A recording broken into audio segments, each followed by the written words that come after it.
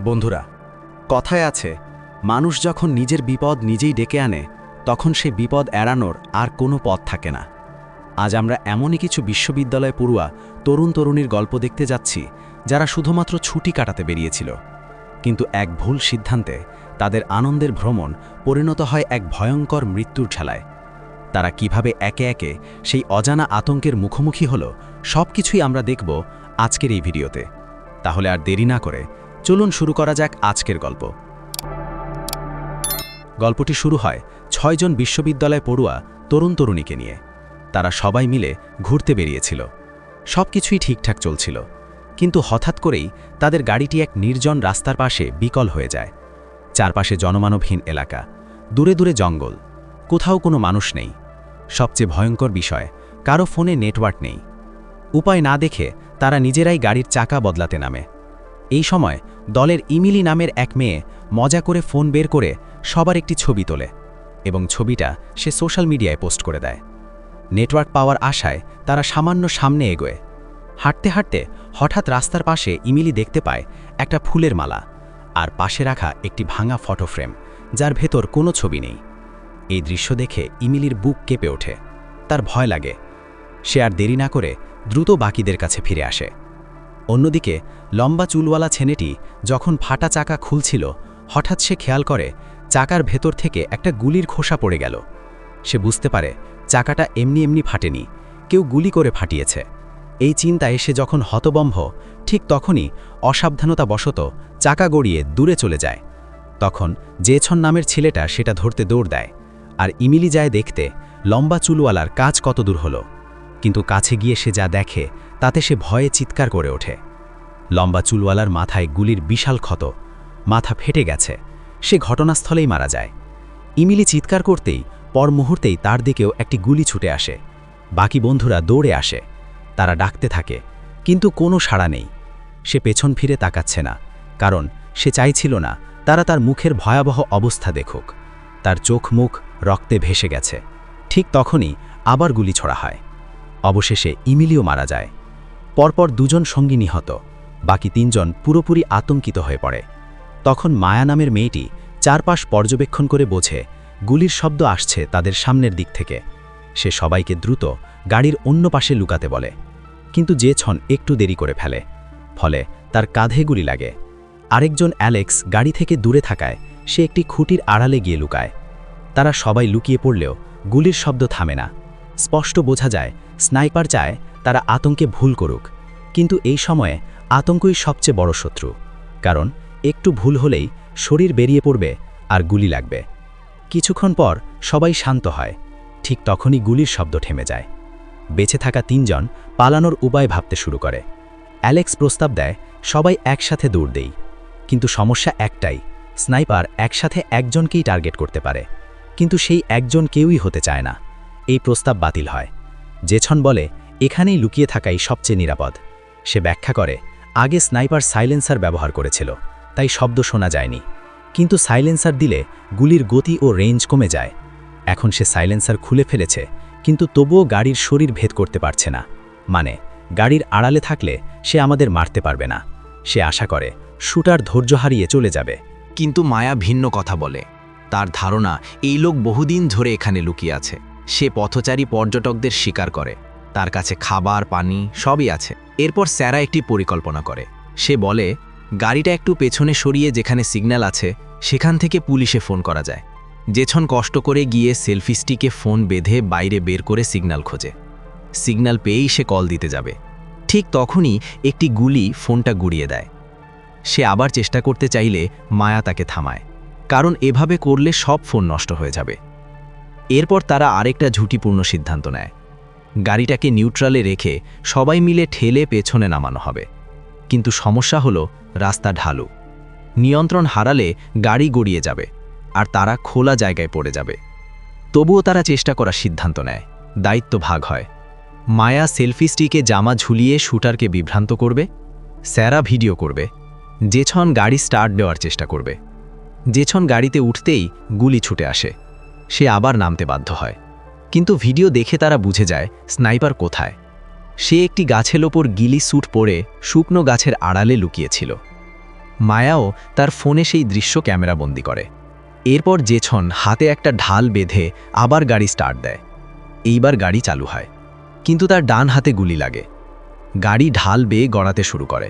Sarah আর মায়া চাকা ধরে রাখে, কিন্তু গাড়ি থামানো যায় না। এই সময় স্যারা পড়ে গিয়ে আলাদা হয়ে যায়। মায়া দ্রুত দৌড়ায়। আরেকটা চাকা নষ্ট হলে গাড়ি থামে।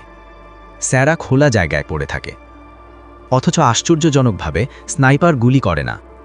মায়া বুঝে যায় সে রিলোড করছে। সে স্যারাকে দৌড়াতে বলে। এই সুযোগে অ্যালেক্সও জঙ্গলের দিকে দৌড় দেয়, কিন্তু ঠিক তখনই স্নাইপার রিলোড শেষ করে। এক গুলি লাগে অ্যালেক্সের বাম পাশে, সে পড়ে না। তখন আরেকটি গুলি লাগে তার ডান পায়ে। স্নাইপার তাকে মারে না, সে তাকে টোপ হিসেবে রেখে দেয়। বাকি তিনজন বুঝে যায় এটা ফাঁদ। অ্যালেক্স রক্তক্ষরণে অজ্ঞান হয়ে যায়। রোদ বাড়ে, পানি ফুরিয়ে যায়।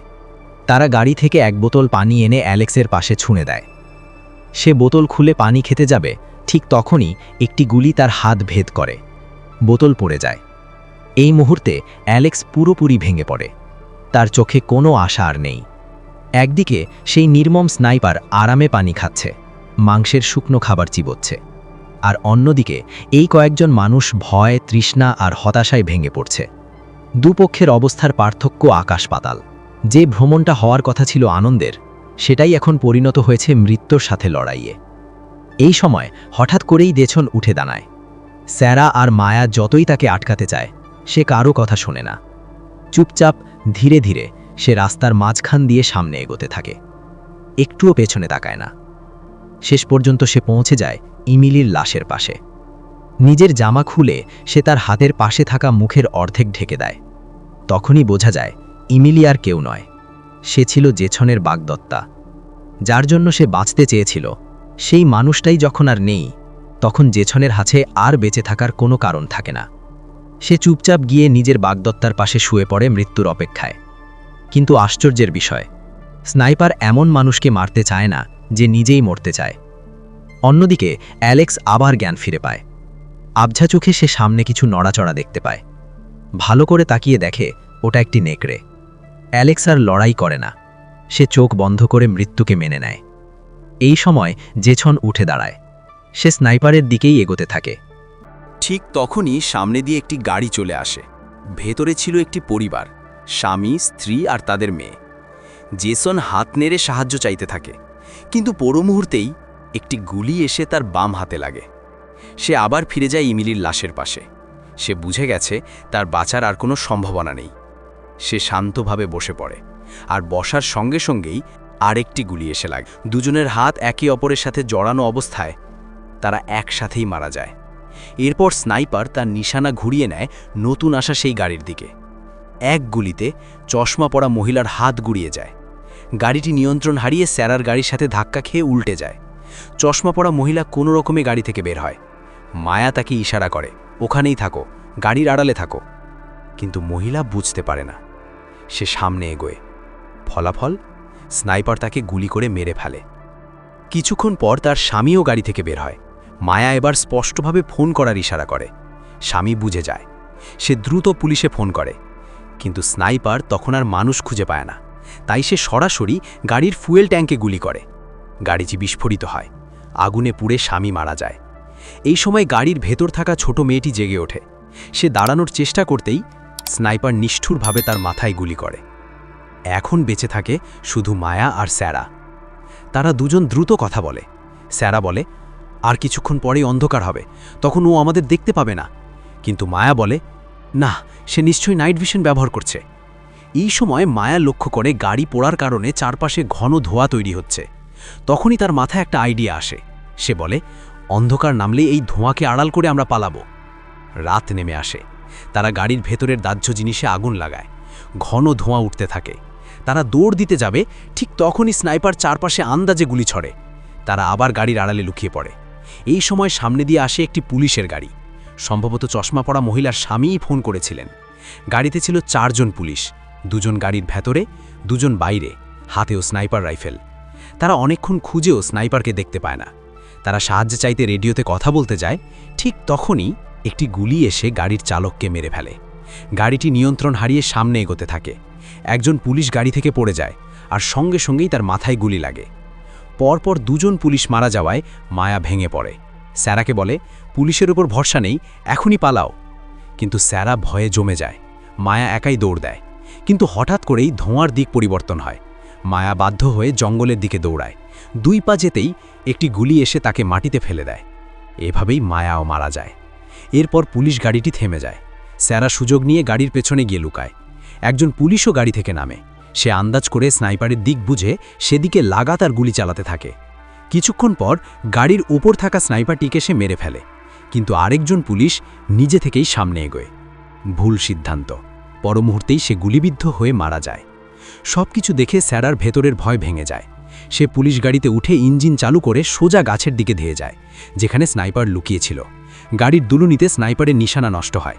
সে কয়েকবার গুলি ছোড়ে, শুধু স্যারার কাঁধে লাগে। তবুও স্যারা থামে না। শেষ পর্যন্ত গাড়িটি গাছে ধাক্কা মারে। স্নাইপার নিচে পড়ে যায়। তার পা দড়িতে আটকে সে গাছ থেকে উল্টো ঝুলে যায়। কিন্তু লোকটা ভয়ঙ্কর চতুর। সে ছুরি বের করে দড়ি কেটে ফেলে। স্যারা তাড়াতাড়ি মাটিতে পড়া থাকা স্নাইপার রাইফেল তুলে নেয়। স্নাইপার ধীরে ধীরে তার দিকে এগোতে থাকে। স্যারা গুলি ভরে একটি গুলি ছোড়ে, পেটে লাগে। স্নাইপার পড়ে না। আরেকটি গুলি ছোড়ে, পায়ে লাগে, তবুও সে পড়ে না। আরেকটি গুলি ছোড়ে, সে হাঁটু গেড়ে বসে পড়ে। উঠতে চাইলে আরেকটি গুলি ছোড়ে। এইবার সে মাটিতে লুটিয়ে পড়ে। তবুও মনে হয় সে এখনও বেঁচে আছে। তার হাত নড়ছে।